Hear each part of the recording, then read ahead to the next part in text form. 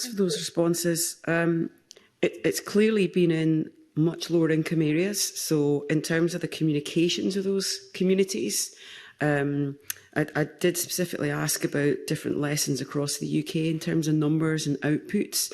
And I think people were surprised at the lower outcomes. So what lessons do you draw, Cabinet Secretary, in terms of that communications, learning the lessons from this time for the future? Is it education? Is it stronger communications before the census so that people are actually aware of it and that they do prioritise it, given the importance in terms of all the decisions that get made subsequent to the census on the basis of the return?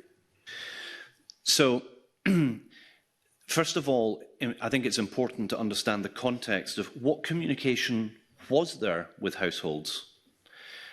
Because there seems to be an impression with some that there may have been too little communication about the fact that there was a census, why there was a census, its importance, its relevance, one's responsibility for taking part, that it might be explained in ways for people who English might not be a first language, or for people who have other access issues.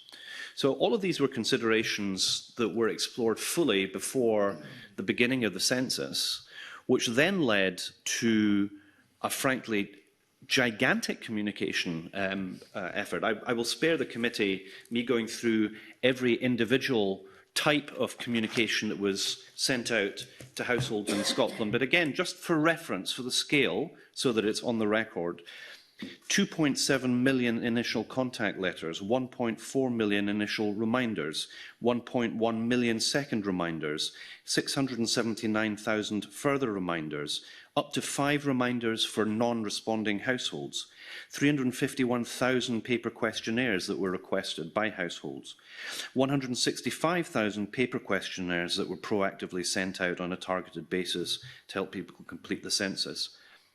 In addition to that, so that's people being proactively communicated with directly to households, field staff from the census visited 680,000 households. They made a total of 1.6 million household visits in total. They handed out 92,000 paper questionnaires to households. I could go on about the work of the contact centre, the amount of times that the website was used, and so on. It is difficult to understand that people would have the opinion that they did not know anything about the census when so much was delivered to their household, or in the case of some households, up to 10 visits from NRS enumerators. And Ms Boyack is absolutely right to point out that there were particular, especially socio-demographic areas where the rate of return was lowest.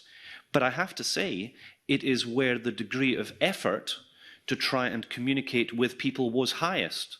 It was most targeted. It was most targeted from the start, and then during the collection process where there was a divergence between the projected rate of return with the actual rate of return, there was a significant targeted effort that was made to try and make sure that areas where there was the lowest rate of return, that gap could be closed. And this is the heart of the conundrum, which is people saying, we have people saying, I did not know about the census, I did not understand why it was important, I did not have enough time to do it, although the process ran over months. And you have to weigh that up with the fact that people were communicated with. I mean, so that I talked, convener, about what was happening in terms of direct communication, in terms of general societal communication. It's 561 times television adverts were run. 68% of the Scottish adult population saw them at least once. 51% of the Scottish adult population at least 3 times.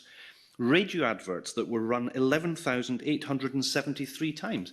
The idea that the census was not communicated or was not communicated effectively just does not stand up to any fair scrutiny.